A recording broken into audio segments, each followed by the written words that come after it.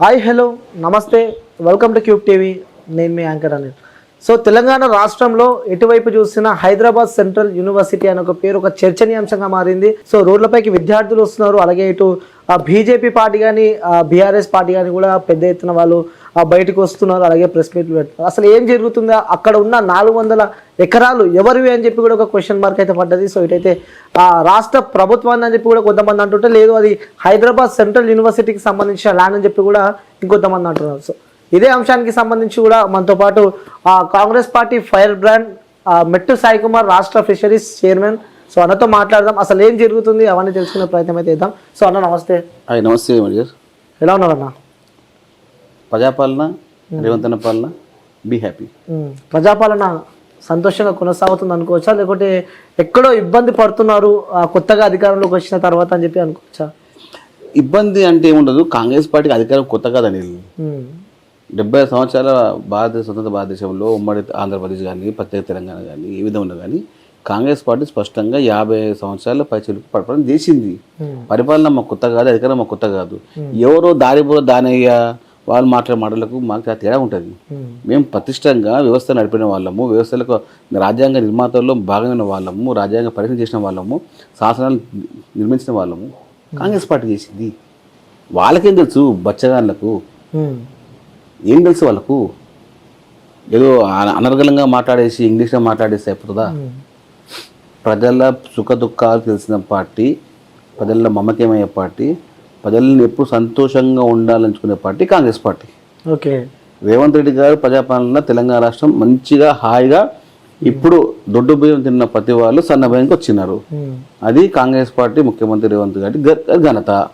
ఈ ఘనత చెప్పుకోవడంలో మేము కాంగ్రెస్ పార్టీ కుటుంబ సభ్యులుగా గర్వపడుతున్నాం. ఓకే, సో ఇదంతా మంచిగా ఉంది, కానీ విద్యార్థులన్న చూస్తే బాధ అనిపిస్తుంది. వాళ్ళపై లాఠీ చార్జులు కానీ మహిళలని కూడా చూడకుండా అలా జుట్టు పట్టుకొని వాళ్ళని తీసుకెళ్తుంటే నిజంగా, ఎందుకంటే గతంలో మీరు కూడా ఎన్నో ఉద్యమాలు చేశారు. ఆ కాంగ్రెస్ పార్టీ అధికారంలో రావడానికి పలుసార్లు ఆ స్టేషన్కి వెళ్ళారు, లాఠీ దెబ్బలు తిన్నారు, ఎన్ని చేసినా మీరు అధికారంలోకి వచ్చిన తర్వాత కూడా మళ్ళీ అదే పరిస్థితి. అంటే ఎలా చూడొచ్చు అంటారు ఇవి చూస్తుంటే? కొన్ని మీరు స్పష్టంగా తెలుసుకోండి, అక్కడ ఏమవుతుందో తెలుసుకోండి. కొంతమంది కావాలని బీఆర్ఎస్ బీజేపీ కుమ్మక్కయి ఒక పెయిడ్ హాస్టల్ తీసుకొచ్చుకొని వచ్చి ఇబ్బంది పెట్టాలి ప్రభుత్వం అని చెప్పి అంటున్నారు, చేస్తున్నారు. అది నేను ఒక మాట చెప్తున్నాను. ప్రభుత్వం సంబంధించిన వ్యవస్థగా ప్రభుత్వము ప్రజల సొమ్ముని కాపాడడానికి ఇతరుల సొమ్ము తీసుకుంటలేదు కదా. ప్రభుత్వ సొమ్ము, అది ప్రభుత్వం కాపాడుతున్నాము. అది ఎవరు బిల్లు రావు, ఎవరు వారికిచ్చే వ్యవస్థ ఏంది? 400 ఎకరాల భూమి వారికి ఇట్లా పోతుంది. దొంగలు దోచుకొని మందికి దాచిపెట్టిన వ్యవస్థ గతంలో 10 సంవత్సరాలు ఉండే. అరే మీరు దొంగలు, బీఆర్ఎస్ నాయకులు బాజప్తాగా 400 ఎకరాల భూమిని ఎస్సీ వాళ్ళకి రెచ్చగొట్టేసి వ్యవహారం చేసుకుంటే, అరే మీకు చెప్తున్నా, మీకు అర్థం కాకపోతే ఎట్లా చెప్పండి? రాష్ట్ర రాజకీయాలని బస్టు వచ్చింది బీఆర్ఎస్ పార్టీ. అది ఇప్పుడు చూస్తున్నా మీరు మీడియాలో మొత్తం ఏది గ్రాఫింగ్ చూస్తున్నారా? అలా 400 ఎకరాల నెమళ్ళని తీసుకొచ్చినారు, మన తర్వాత జింకలు తీసుకొచ్చినారు, ఏనుగులు తీసుకొచ్చినారు. ఉట్టి మాకు మిస్ అయింది 2 ఒక డైనోసారు, ఒక పులి. ఆ గ్రాఫిక్స్లా అరే అరే ఏమో మీ దొంగలరా నాయన, అరే ఇంత బాగా దొంగ.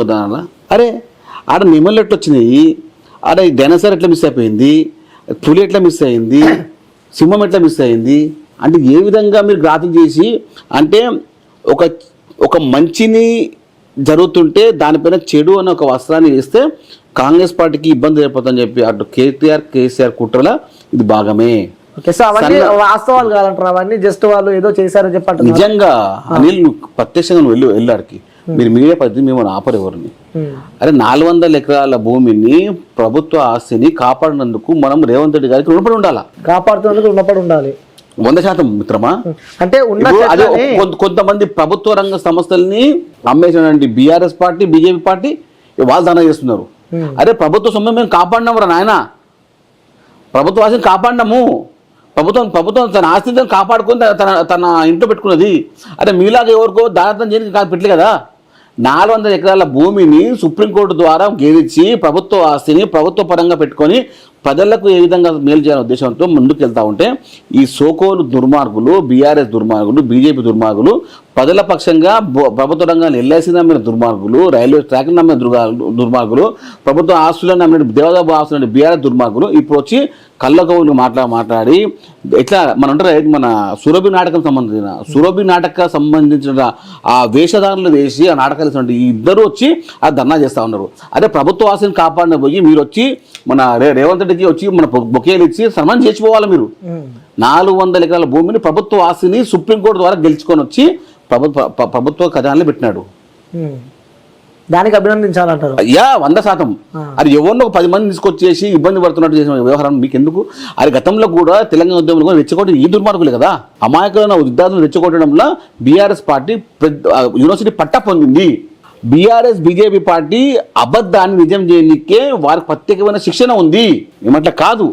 ప్రభుత్వ ఆస్తిని కాపాడినందుకు చాలా మంది ప్రజలు, చాలా మంది మన మేధావి సంఘాలు కూడా రేవంత్ రెడ్డి గారికి అరే చెప్తున్నారు, అది మన ఏది అభినందిస్తున్నారు. అరే ప్రభుత్వ ఆస్తిని దొంగలు దుర్మార్గులు పొందకుండా ప్రభుత్వ ఖజానానికి వచ్చినందుకు రేవంత్ రెడ్డి గారికి తెలియని వారి యొక్క విజ్ఞానాన్ని, వారి యొక్క జ్ఞానాన్ని మెచ్చుకుంటున్నారు. ఓకే, సో ఆ 400 ఎకరాల్లో ఏం నిర్మించబోతున్నారు అన్న? ఇప్పుడు ప్రభుత్వ ఆస్తి సంబంధించిన ప్రభుత్వ ప్రణాళిక సిద్ధంగా ఉంటాయి.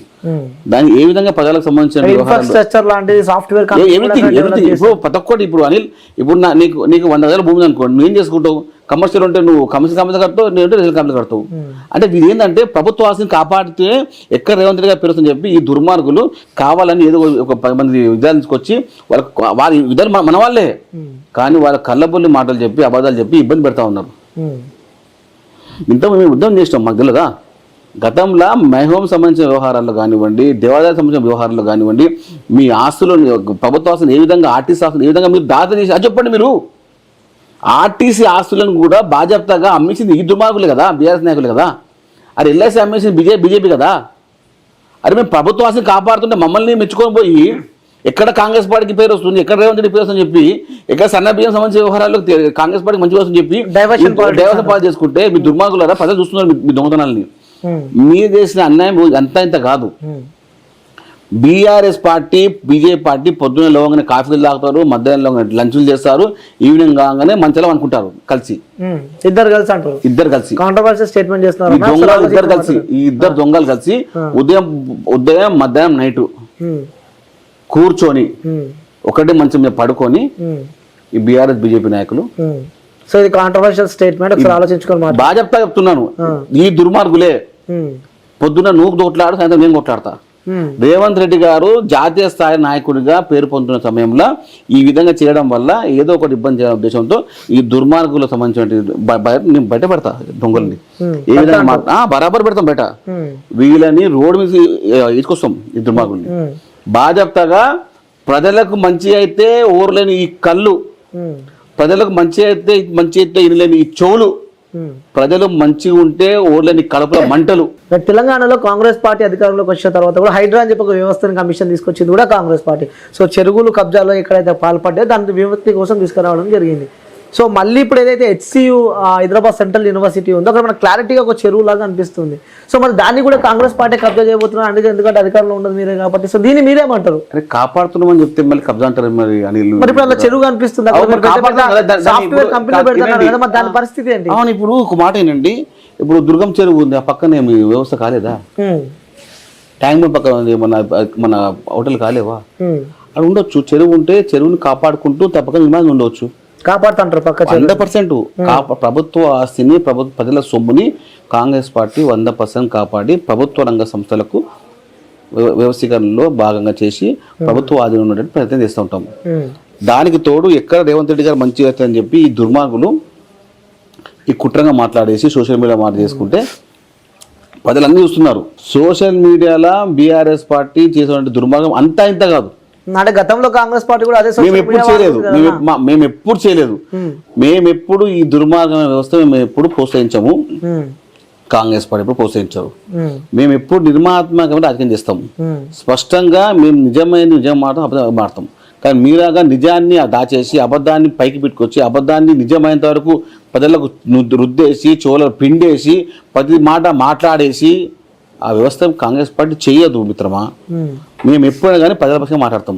ఇప్పుడు 400 ఎకరాల భూమిని కాపాడినందుకు ముఖ్యమంత్రి రేవంత్ రెడ్డి గారు అభినందించబోయి ఎక్కడ రేవంత్ రెడ్డి గారికి పేరు వస్తుందని చెప్పి వారి యొక్క వ్యవస్థని ఇబ్బంది పెట్టాలని చెప్పి ఈ దుర్మార్గులు అందరూ ఒకటై రేపటికి సన్నబియ్యం ఇవ్వడం వల్ల కాంగ్రెస్ పార్టీకి మంచి పేరు వస్తుంది. ఈ పేరుని ఇక్కడ కాకుండా చేయడానికి కావాలని కొంతమంది విద్యార్థులు రెచ్చగొట్టి ఎస్సీలు ధర చేయించండి. ఎప్పుడు మంచి కానప్పుడు ప్రభుత్వానికి మంచి అవుతుంది, ప్రజలకు మంచి అవుతున్నప్పుడు కూడా మీరు ఇక్కడ ఇలాంటి వ్యవస్థలో మీరు పనిచేస్తూ మేము ఉన్నందుకు మేము గర్వపడుతున్నాం. కాంగ్రెస్ పార్టీ వ్యవస్థ గర్వపడుతున్నాం. 400 ఎకరాల భూమిని మేము కాపాడినాము. కొన్ని వేల కోట్ల ఆస్తిని, ప్రభుత్వ ఆస్తిని కాపాడినాము.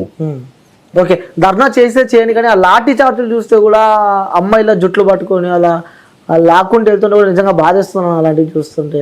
దానికి ఇప్పుడు నేనేమో చెప్పమంటారా, కొంతమందికి అంటే రాజకీయంగా రాజకీయంగా మనం చేస్తున్న మంచిని ఓర్వలేక కావాలని కొంతమంది అనొద్దు. ఇప్పుడు ఏమనంటే మిడ్ సైక్మా ఇట్లా అంటారు కాబట్టి చెప్తున్నా, కొంతమంది కావాలని ప్రీపెయిడ్ ఆక్సిజన్ తీసుకొచ్చి ఇబ్బంది పెడతా ఉన్నారు, వారిని ఇబ్బంది పెడతా ఉన్నారు. ఏమని మీరు ఇట్లా చేయాల్సిందే, కావాలని ఇబ్బంది పెట్టాల్సిందే, దానికి తోడు ప్రత్యేకంగా కావాలని అధికారులతో దురుసుగా మాట్లాడి తెచ్చుకోవాల్సిందని చెప్పి ప్రత్యేకంగా ఈ దుర్మార్గం చేస్తూ వాళ్ళు అంత ఇంత కాదు అనిల్. జర్నలిజాన్ని చాలా మట్టుకు మీరు మాట్లాడుతుంటారు. అందులో 90% కరెక్ట్ తక్కువ ఉండొచ్చు, కానీ మేము 10% మేము పట్టుకుంటే 10% మేము పట్టుకుంటే అంటే 90% మేము మంచికి చేయలేకపోతుంది కదా. ఇంత దుర్మార్గమా?